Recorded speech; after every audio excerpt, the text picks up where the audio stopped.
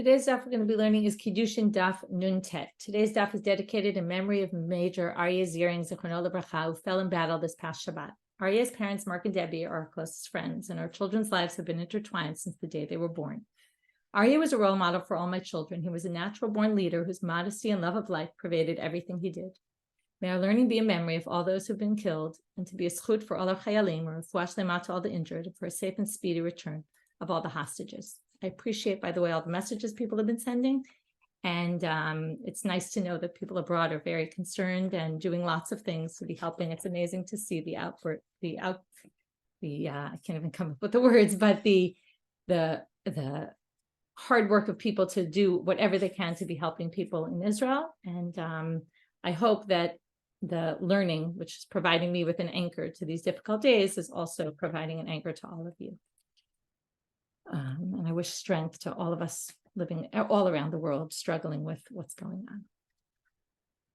We're going to start now with our daf. We saw a Mishnah that said it had three cases. The first was somebody tells his friend, go betroth a woman for me, and then the friend goes and betroths someone else instead. Betroths the woman instead of for himself.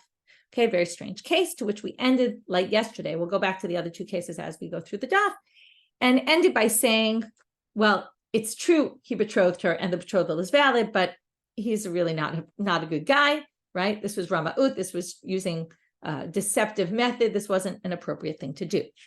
Now the Gemara asks an interesting question. The Gemara says, look at the language of our Mishnah. Our Mishnah says, ha'omer lechavero. He says to his friend. So, ma'ishna hacha dekatane, I'm in the last few words of Nun Chet Amud Bet, ha'omer lechavero, u'ma'ishna hatam dekatane ha'omer leshlucho. Compares the language used in this Mishnah to a language in a Mishnah used on Daf Nun. You remember there was a case where somebody says to his messenger, go betroth me a woman in this place. And then we said, well, if he betrothed her somewhere else, he didn't do what the messenger sent him to, what the sender sent him to do. So she's not betrothed. Remember, there was a machloket about it, but the main opinion was she's not betrothed. And there it said shaliach, messenger or agent, and here it said friend. What's the difference? So they say, each case chose that specific language to include even a friend, even a shaliach. Let's talk about what's the difference between a friend and a shaliach. When you send a friend to do something, or you send a shaliach to do something, if you appoint an agent to do something, first of all, you might actually be paying them. Even if not, it's a job. Whether they're doing it for free or they're doing it not for free, it's a job. That means that you assume they're going to get it done. Okay, but like this happened the other night. I asked someone in my house to bring in the cushions that were outside so that it was going to rain. And then in the middle of the night, I hear it pouring rain. And then I hear noise in the house. And then I realized that she all of a sudden realized as she woke up to the rain that she hadn't brought in the cushions and she ran to take care of it. But when you ask someone in your house to do something, not like, if I had asked a messenger to do it, an agent, they for sure would have done it. And the question is, when I asked her to do it, did I assume that they were actually going to do it? Or was it like a 50-50 chance, and like you ask someone to do something, are you sure it's going to get done or not exactly sure? That, again, they might forget, they might not take. Why do they forget those things? Because, and it's reasonable she forgot because she wasn't, they say, can you do something for me? Yeah, you don't pay so much attention when people ask you that. When you're sent to do a shlichut, the soldiers need this up north, can you bring it to them? You're not going to not do that, right? So it's a matter of, if I had asked someone else and I had hired someone to come into my house to bring the cushions in, they would have done. So that's the big difference, is what my expectations were when I said that statement. So now they say, and in our case, what were they trying to teach you by using the word chavero? Now, remember what our Mishnah, now it's not really what our Mishnah said, but it's what the Gemara assumed the Mishnah meant, which is if I tell my friend, or let's say a man tells a friend, right, David says, go betroth Yael to me, and Moshe goes and betroths her for himself. So Moshe is a bad guy. That's what we assume the Mishnah is telling us, even though the Mishnah didn't exactly say this, but Moshe is telling us what he did was really inappropriate. So now, what are they trying to tell you? Itana shlucho, if Moshe was an agent, an appointed agent, and he went and betrothed Yael for himself, hava amina shlucho dahave ramai desam chadate. well, then he really be a bad person, because when David appointed him to betroth Yael to David, he appointed him as an agent, and he knew he was going to do it. He relied on him for doing it. And therefore, when he didn't do it, it was much more serious. And therefore, and not only did he not do it, he took her for himself. That's really bad. Sabar avad li, he thought for sure he's going to do it for me. And therefore, it was like a done deal. So now, when he takes her and betroths her for himself, when Moshe betroths her, that's really inappropriate. But if he just said to his friend, I was thinking of betrothing Yael, can you just take care of it for me? That's a much different ask. And you might have thought, Delo Sam Chadate, because David wasn't really sure Moshe was going to do it for him. Maybe, right? Just like I said, my daughter didn't do the worst thing in the world that she didn't bring them in. It's actually really nice. She got up in the middle of the night and brought them in. But it wasn't the worst thing in the world. Okay. So, it wasn't, I didn't take it so seriously. Therefore, I didn't really think it was going to happen. Maybe he's not considered a Ramai. It wasn't such a horrible thing that Moshe did. Hata, right? So therefore, it's coming to teach you, no, it is. Okay, that's why the Mishnah uses the word chavero. Even if it was just that you told your friend to do it, didn't appoint them as an agent, still it's a terrible thing. In the other case, where, David says to Moshe, go betroth me Yael in Ranana, and instead he betroths her in Kfar Saba, and the rabbis say she's not betrothed because he didn't do what he was sent to do. There it says shaliach. Why? Hatam ributa kamashmalan. It also comes to include not only a chaver, even a shaliach. Now, why?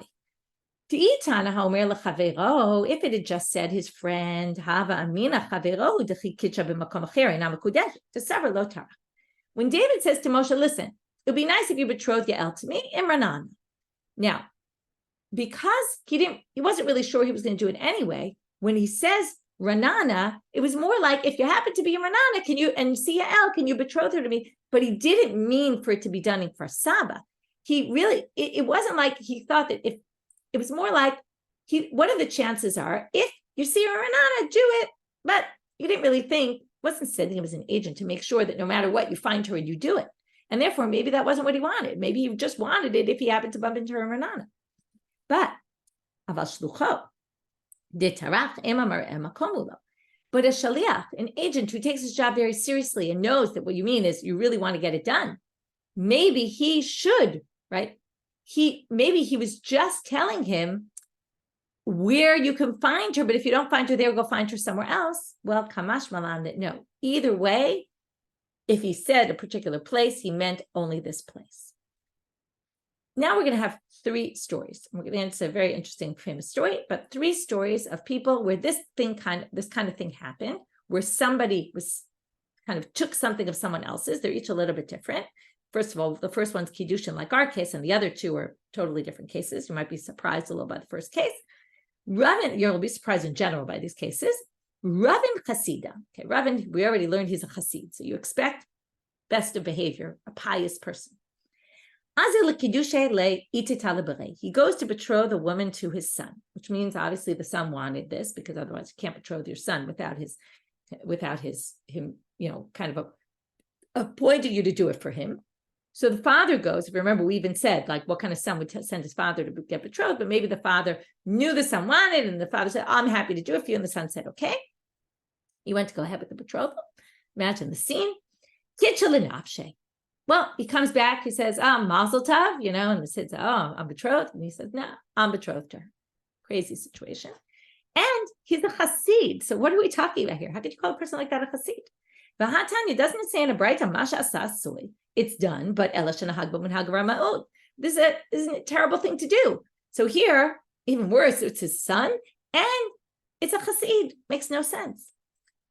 So now the Gemara answers, lo yahavu ani. Well, what happened? He went to the girl's house, and he went to speak to the parents, and with the woman's house, go speak to the parents to arrange the betrothal. Let's say it was the parents. Seems like that, because it seems like she must have been young, and there were parents there, and they wouldn't. The reason why, because it's in plural, they wouldn't allow him. They didn't want it. They didn't like the son. They weren't interested. So what did he do? He said, okay, you don't want the son, I'll be betrothed to you. A little bit strange to think about, right? But you have to understand times might have been a little different then.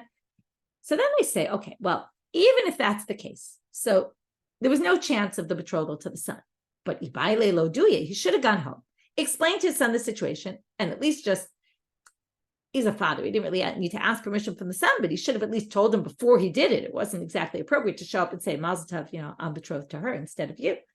So they say, Sabra, he was worried that in the meantime, somebody else might betroth her. Obviously, she was a good catch, and he didn't want to miss the opportunity. So he did it right then and there. Interesting story, but strange. Well, now we're going to see two similar stories when it comes to land. Rabbi Bar Chana Yavle Zuzei Rav. So Rabbi Bar Chana gives money to Rav. Okay, remember who Rav is. Rav is Rav. Okay, one of the biggest Emorah, or the biggest Emorah there is.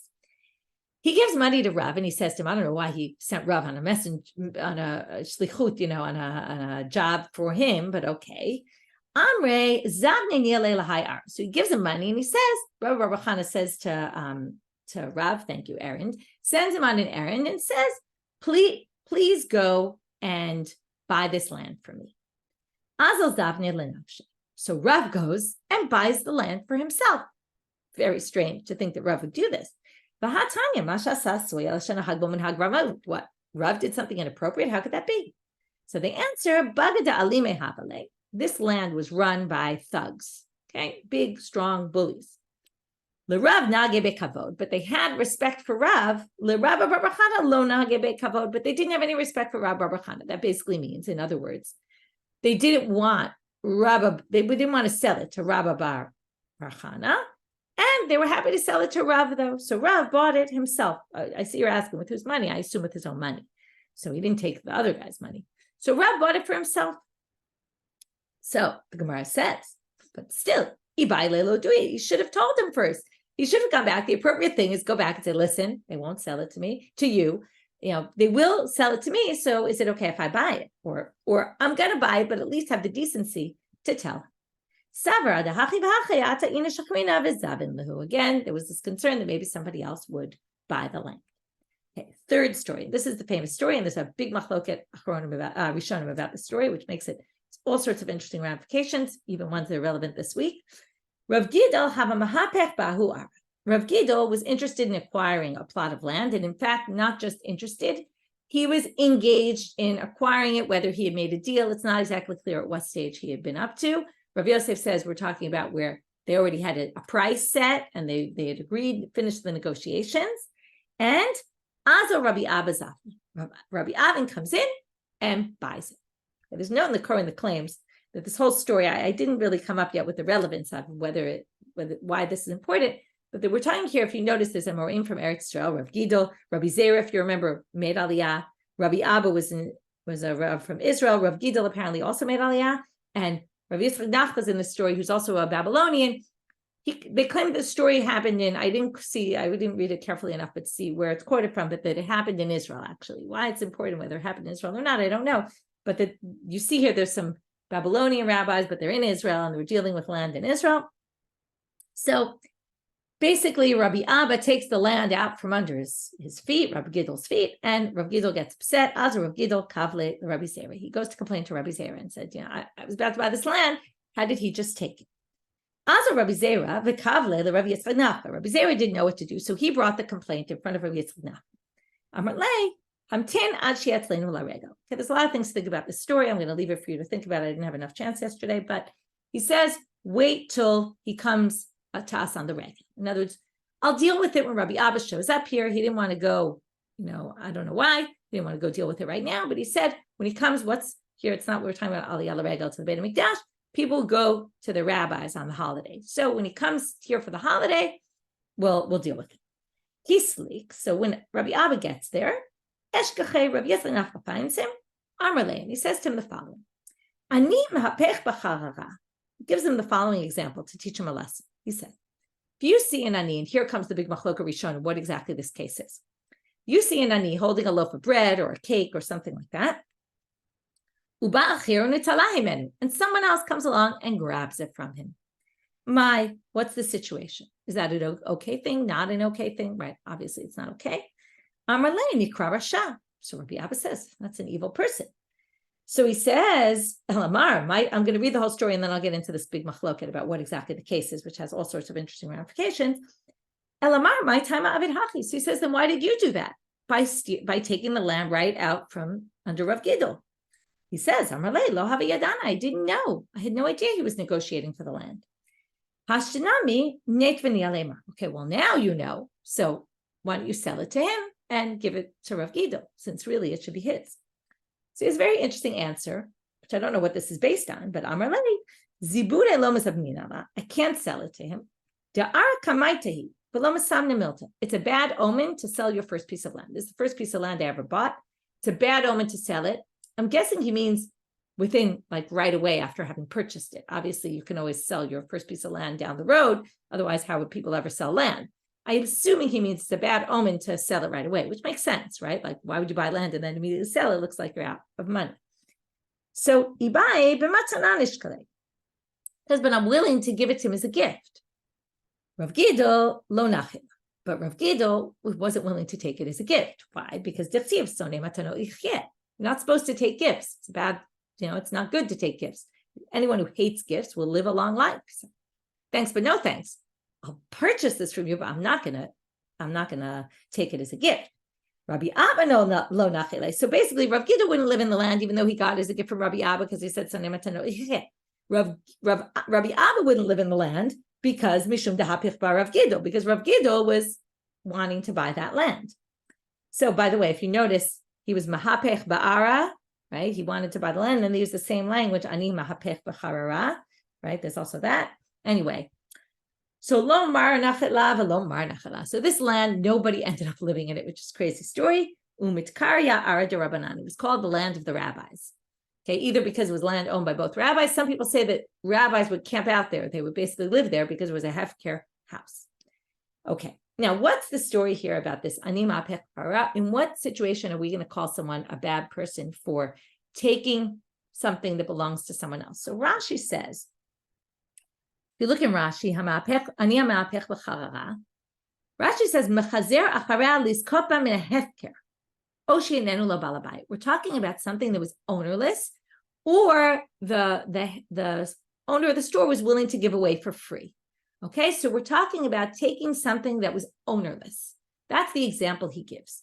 Okay, now, which means, right, so why did I think of it this week? If you go to stores in Israel, you'll notice that, okay, if you don't live here, there's shelves that are just empty. Okay, there's a huge, everybody's trying to stock up. And I got to the store, there was no flour the other day, there was no milk, there was no nothing. Now, imagine you get to the store and there's one thing of milk left and you're about to take it, and your hand is almost on it and someone pulls it out from where you are. So that to me is similar to hefker. It's not exactly hefker because the stuff in the store is no ownerless, but the fact that it's equally owned by all of us, like any of us could take the milk and then someone grabs it from you. So according to Rashi, you're a bad person if you do that. Okay. Tosfot says, what are you talking about? I have no more rights to the hefker because I got to the milk shelf a second before you. I have no more rights than you for that milk. So if you grab it before I take it, we're equally, you can do that. You're not a bad person at all, which is interesting to know. Might be relevant this week. I mean, really, like you go to the store, you feel bad stocking up because you feel like what you're taking is actually depriving somebody else, right? So Toso says, you're not depriving anyone, even if that person was about to take it and you pulled it out from almost under their hands. There's actually nothing wrong with that because you're equally, it's equally all of yours. So Tosfot says it's talking about when you buy something and someone else buys it before you, okay? And it's a little different than the milk because, well, for example, the Beit Yosef says we're talking about when you agreed on a price. It's if you agreed on a price with the person and you were at like a farther stage of the sale than the other person, then, that would be a different situation. Whereas milk in the stores is more like hefker. Whereas land, if I'm already negotiating and at the end of negotiations and then you come and just take it from me, it's a problem. And yes, parking spaces. Parking spaces was a clear example. I thought of a difference between the cases. Let's say you had someone put money in the meter for you, okay, or pay for the parking spot. Right nowadays, it's a little different, but you started your paying go right away, in Israel or something. Like if you actually did an act to show this parking spot is mine, maybe that would be different rather than it's just open as parking spot. And, I'm about to pull in and you just pull in. There's another commentary. I think it's actually even at the end of Tosfot. Yeah. Tosfot brings this up. Another thing is, if he talks about if you have someone teaching in your house, your children, and then someone else who's a teacher comes to try to promote and say, oh, I should be your kid's teacher instead. And that, or you have a painter and someone comes in and says, I can paint your house for less money or something like that. That would also be another nafkamina that he says that's what this case is. So it's very interesting. It's very relevant, to lots of situations about healthy competition, non-healthy competition, and things like that. Okay, very interesting story, but we're going to move on. So now we have a case where someone says, betroth me in 30 days. That's the second case. In the Mishnah, somebody came and snatched her up in the middle of the 30 days, betrothed her. She's betrothed to the second guy and not the first guy. So again, let's take David, betroths Yael, says in 30 days will be betrothed to me, gives her the money. Let's assume it's money because we'll see in a minute. Let's assume it's money. Moshe comes on day 20 and betroths her. She's betrothed to Moshe. Obviously, she'd have to give the money back. But now it says, Lo ba'acher v'kidusha b'toch shloshim mahu. What if nobody came? Is she going to be betrothed on day 30? Well, obviously, right? So, Rav Shmuel da Amr Travayu Mekudeshet, but they add one important thing. Even if the money's not there anymore. Okay? Meaning, if she used all the money that he gave her, or he gave her dates, let's say, and she ate them, and they're no longer there on day 30, doesn't matter. Why doesn't it matter? My time, because in the end, they're going to say they were giving his Kiddushin. They're not like, it wasn't like he gave her a loan and said, here, borrow this for the 30 days. Or it's not like he said, watch this for me for the next 30 days. And then in day 30, it will become yours. It's not like either of those. Now, if it were either of those, it wouldn't work. Why? My time, the pikadon lo damu, because pikadon berashuta demara kamat achli. The pikadon, if the man, let's say Moshe betroths Yael, gives her this pikadon, right? Gives her this money as a pikadon, meaning watch it for me for 30 days. In 30 days, you'll use it for your betrothal. Well, if it's a pikadon, who's the owner of it? Not her, but him.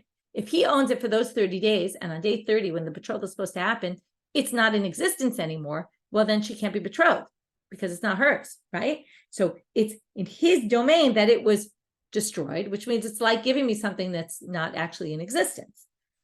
And these bereshute didak kamitachle, where right, Rav and Shmuel hold that it got consumed while it was in her possession, which is why the Kiddushin is valid. So they don't view it as a pikadon, and obviously we know if they view it as if he kind of gave it to her on loan, well, that we know you can't be betrothed a woman with a loan. Right? Milva was given to be used, and therefore you can't actually betroth a woman with a loan. And Hane, these betorat kiddushin yavinu now. The reason we know it wasn't a loan is because he gave it to her for kiddushin, not as a loan to spend the money. So therefore, it actually works. Okay, so the money doesn't need to be there on day 30 because the betrothal happened on the first day. It's just he said it's only going to click into effect on day 30, but it's yours from right now. So if she eats it, it's hers to eat. Now we get into a big question. We're going to see a sugya, machloka Rabbi Yochanan Reish Lakish. First, we're going to say the machloket's on the case in our Mishnah. Then we're going to bring a different version that the machloket was actually on a different case, and there's one very important difference between them. In both readings of this machloket Rabbi Yochanan Reish Lakish, we're going to bring two questions Rabbi Yochanan is going to raise against Reish Lakish from two sources, and one that Reish Lakish is going to raise against Rabbi Yochanan. They're the same sources, but depending on what they are, depending on how you understand the machloket between them, is going to affect how they answer the question. So you'll see as we go through. Rabbi Yochanan Amar, so now what happens? David betroths Yael in 30 days. He gives her a ring and says, you'll be betrothed to me in 30 days. And on day 20, she decides, you know what, I'm not really sure I want to marry you. I agreed to it on day 1, but, sometimes things happen. And she learned some other things about him. I don't know. Things weren't working out so well. The pressure of the wedding. She's like, you know what? Not interested. Can she do that? Can she undo her agreement? Because what happened, right? There was an act of Kiddushin, but, right, and she agreed, but now, right, it's not actually taking place until day 30. So can she just say, I'm not interested? Rabbi Yochanan Amar Choseret, Ati Dibur Mavatal Dibur. What happened in the Kiddushin? Well, she accepted the Kiddushin, and then she wants to unaccept. So it's her word now and her word then. Words can undo words. Words are never as strong as actions. But here there were words and there were words. Okay, she agreed, and now she doesn't agree anymore. So that works. When you say you're going to do something, that is stronger. It's harder to undo something than it is to do something. Okay, she did it. Now you can't just undo it in the same way. Okay, that's the way we understand it right now. In a minute, we're going to say, but wait a minute. There was something more than just dibor in the beginning. She accepted a ring. There was an action. Right now, they're ignoring that. Okay, it's as if it was word against word. But you're right. There is an action, so it's a little bit different. So Rabbi Yochanan the Reish Lakish. The first case is going to be basically the best cases of doing an action through words is by appointing an agent. You say, please go do this for me. Now, that's just words. Can you undo your sending of someone? We're going to get soon to Gitin, because we had a whole thing in Gitin about this. But first, we're going to start with Truma. If I send you to take Truma for me, Bitel, and then I say, you know what, I don't want you to take Truma for me. Imad shalotan Bitel in Trumato Truma. If you haven't yet taken the Truma, then it's fine. So now what do you see here? Because I appointed you to do that, and then I canceled my appointing you. So what do you see here? Dibor mevatel dibor. That's what Rabbi Yochanan says to Reish Lakish. So how could you say it doesn't work here? Shani nitinat ma'od answers Reish Lakish. No. Shani nitinat ma'od liyarisha dechima asedam. When that's what I said before. It wasn't just that she agreed to the Kiddushin. It was that he gave her money. That was an action. It's like it, there was an action. What's going on in the Kiddushin is more than what I said before. It's not just dibor against dibor doesn't work. No. Dibor against dibor would work, like the Truma case. Reish Lakish now modifies his statement. But dibor against dibor v'maaseh doesn't work. I can't undo words that came with an action. She accepted the money. So that means, or she accepted the ring. That means it was an action. You can't undo that by just saying words. Eitive, second question against Reish Lakish. You might remember this case. First case in Parak HaSholeach, the fourth parak of Gitin. HaSholeach get l'ishto. He sends a get to his wife. V'higia b'shaliach. Osha shalach acharav shaliach. And then he catches up to the messenger before they get there. Or he sends another messenger to cancel the messenger. And then he reaches the messenger and says, Get listen, the get I gave you, it's not a get. I don't want to give it to her. Hareza batel, he can do that as long as what? The get doesn't get to her hands yet. So what do you see here? Hanitinat get liyad shaliach, dechinitinam o liyad ishadame v'katane hareza batel. Now, giving the get is like giving the money of Kiddushin. In a minute, we're going to see it's not, but let's just say right now, giving the get is like the Kiddushin. So he gives the get to the shaliach and he tells him, go give it to the woman. And now he wants to undo it. And he can. Dibor goes, right, can cancel dibor and action. So they say, no. What do you mean there was an action? There was no action. The action of Kiddushin happened that the man gave the wife the Kiddushin money. In this case, did the shaliach give the get to the woman? No. There was no, the fact that he gave it to the shaliach is not considered an action. The action is giving it to the woman. So they say, until the get gets to the woman's hands, it's just dibor v'dibor.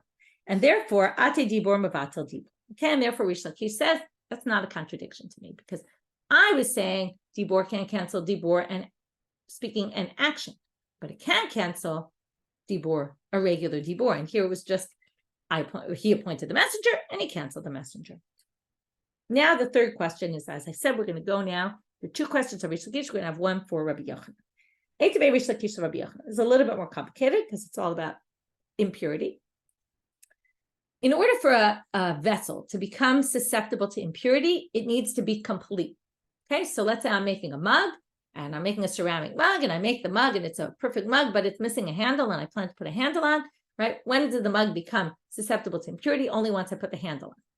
But let's say I'm out of mugs in my house, my kids broke all the mugs, or I broke them, and basically I decide that, you know what, it's already ready to be a mug. I just don't have a handle on it. I'm ready to use it as is.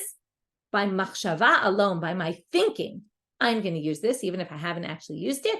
It now becomes susceptible to impurity. So something that a second ago wasn't complete because it didn't have a handle, the fact that I now am willing to use it as a mug is already turns it into a mug.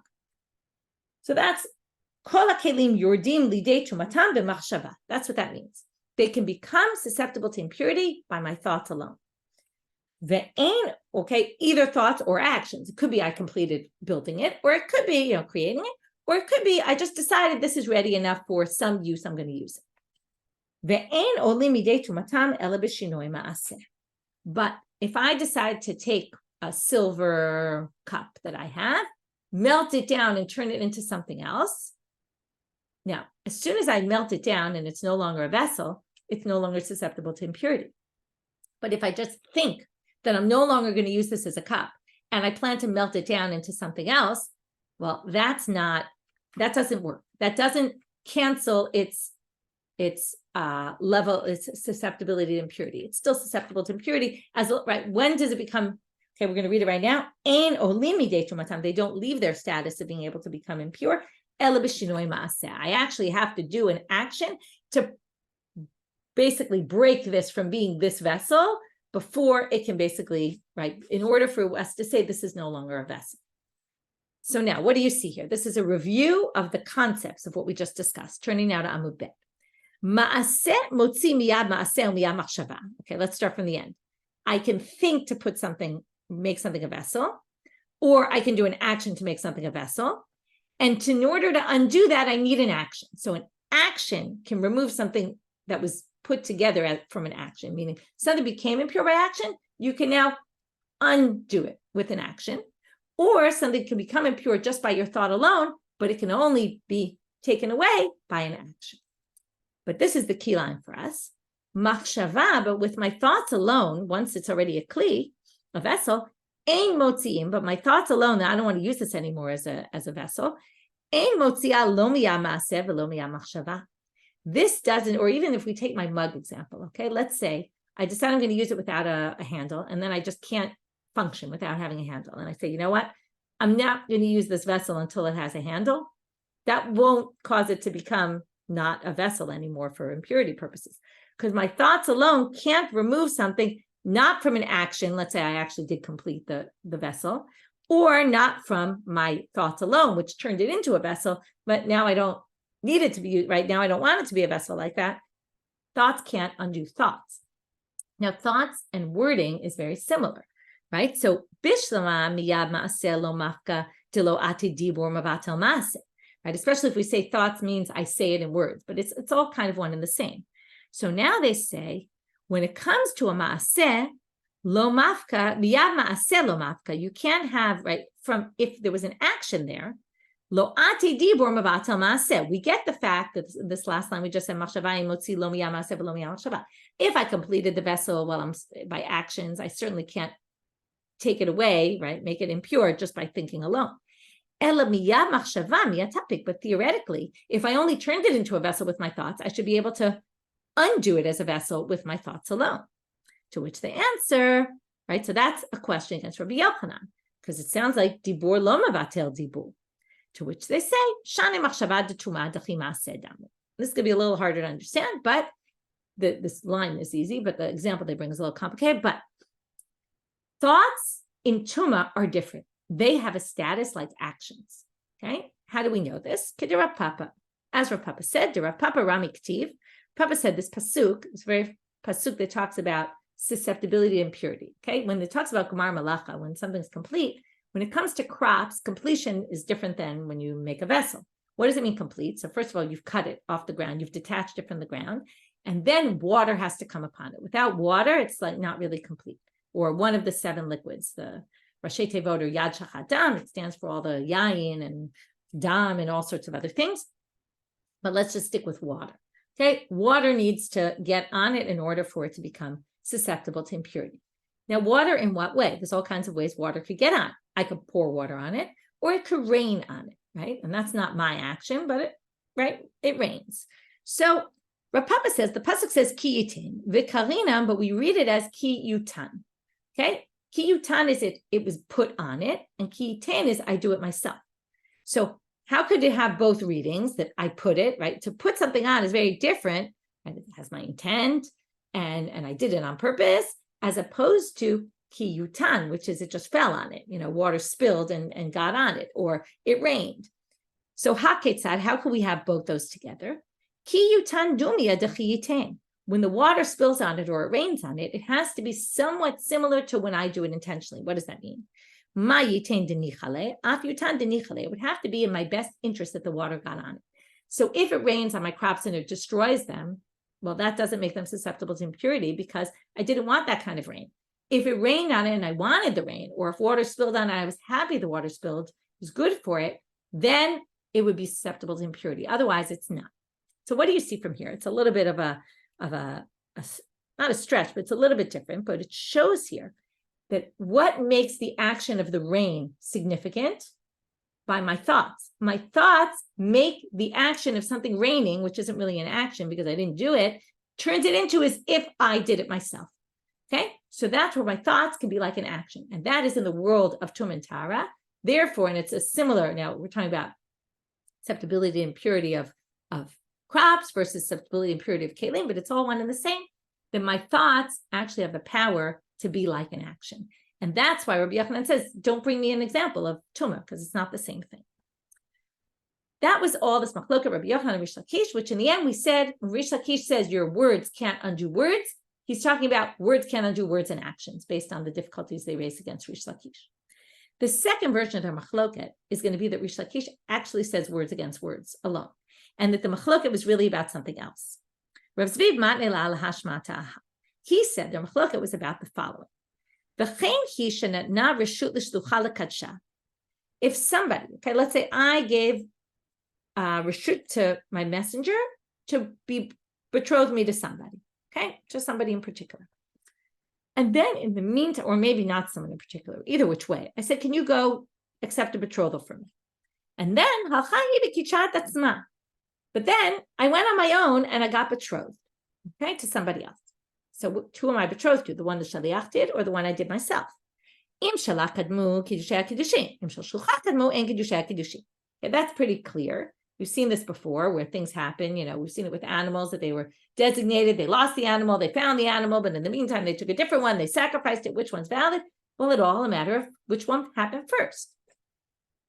But lo kidshat datzma. But let's go back to the original case. I send a messenger. Okay, that part was totally unimportant for our purposes. But if I sent a messenger to betroth someone to me, and then chazraba, okay, I didn't betroth myself to anyone else in the interim, but I changed my mind. Mahu. Now here, this is no betrothal happened yet, which means there was no action. It was my action of appointing the shaliach, and my decision to undo it, that's dibor and dibor alone. Okay, and in this case, Rabbi Yochanan says, chozeret, same thing. And Reish Lakish amar ena chozeret. It's the same opinions. It's just that here Reish Lakish is not going to be able to give the same answer he gave last time, which is, oh, well, that's dibor and maaseh, and the case in get was dibor and dibor. No, this is dibor and dibor only. She appointed a messenger, and she wants to cancel the messenger. And Reish Lakish says she can't change her mind about this. So let's try to understand. So Rabbi Yochanan amar chozeret because ati dibor mevatel dibor. Reish Lakish amar ena chozeret lo ati dibor mevatel dibor. And here, like I said, you can't change that to dibor maaseh. So now we're going to have the same three sources, but we're going to go instead of 1, 2, 3, 1, 3, 2, and instead of 2 against Reish Lakish, 1 against Rabbi Yochanan, we're going to do 1 against Reish Lakish, 1 against Rabbi Yochanan, and back to 1 against Reish Lakish, which makes sense with the order because each source is going to be brought in the same way to question the same person, just a little bit different because the answers are going to have to be different. Eitive Rabbi Yochanan le Reish Lakish, in some of the cases anyway. Bitel ad shelo taram, bitel. Im ad shelo taram, bitel ein trumato truma. So what do you see here? You send a messenger, you can undo, right? You can say, take my truma. If he hasn't done it yet, you can undo it. That seems to go against Reish Lakish. Because again, my dibor of saying, I don't want you to take my truma is basically undoing the dibor that I said, I want you to take my truma. That goes clearly against Reish Lakish. So Amar Rava, and here it's going to change in a different way than before.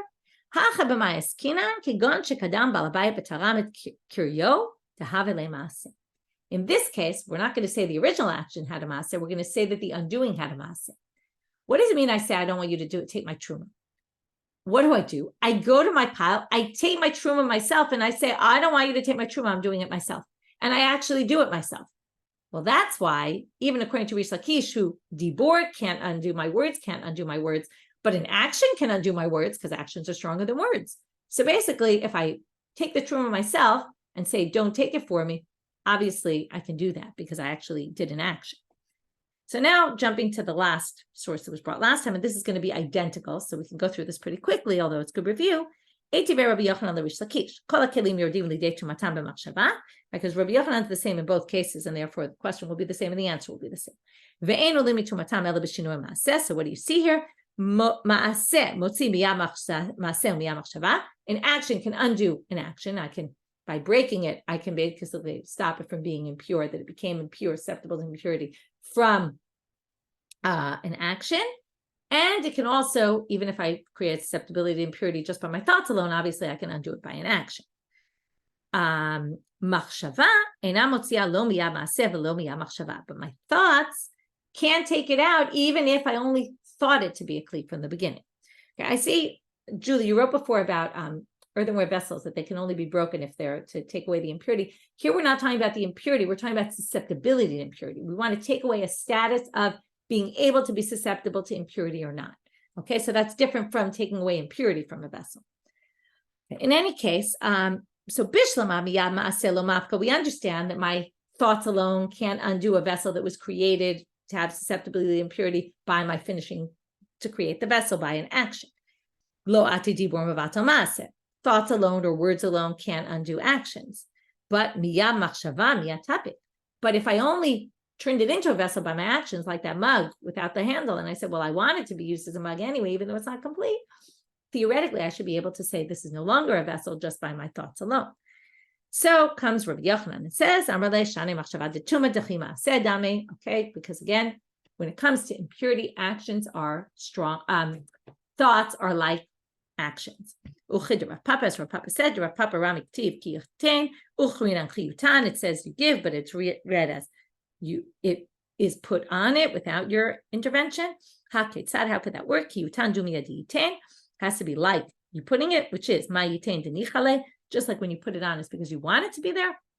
It would have to be because you wanted it, which again shows your actions, your thoughts, sorry, not your actions, your thoughts can actually be as if there was an action, as if you poured water on it. Okay, if it rains on it and it happened by itself, or water spilled on it, not by you doing anything, by your thoughts alone, though, if you want that water to be there, it's as if you put it up. Now we get back to the third question, which was the second source we used in the previous, and you'll see in a minute why they used this last. This is really identical to the Kiddushin case. The woman appoints a messenger to say, accept my betrothal, and she says, I don't want. The man says, go send a get, and then the man says, I don't want to send the get. So hareze batel, this works. So in fact, the Gemara ends and says tiyufta de Reish Lakish tiyufta. So this one really knocks out Reish Lakish. Okay, he can't really have any explanation of this Mishnah. In which case, the Gemara is going to say hilchata kavatei de Rabbi Yochanan. We pass like Rabbi Yochanan, but they add not only in this version but afilu kamaita, even in the first version, meaning even though there was a Kiddushin, and you could say, well, there was an action.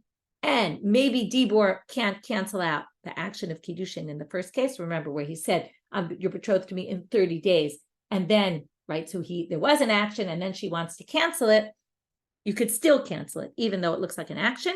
We still only view that really as words, and words can cancel words. Okay, Rabbi Yochanan has no problem with that. And we paskin like that. To which the Gemara says, but wait, this psak seems to contradict a different psak. Because we paskin like Rabbi Nachman in a different case, which would seem to go against Rabbi Yochanan. What's that? You might remember this from get. If the husband cancels the get, can he reuse the get to divorce her later? Rabbi Nachman amar he can use it, meaning that his words didn't really cancel the get because he can reuse it. Rav Sheshan amar no choser megareshbo, but right, you can't reuse that get. But like Rav Nachman. So there it sounds like his words can't cancel his. Now it's a little tricky, and that's what the Gemara is going to answer. He canceled the shlichut. He didn't really cancel the get itself. But we think right now that because he can reuse the get, it means his words didn't really cancel the writing of the get.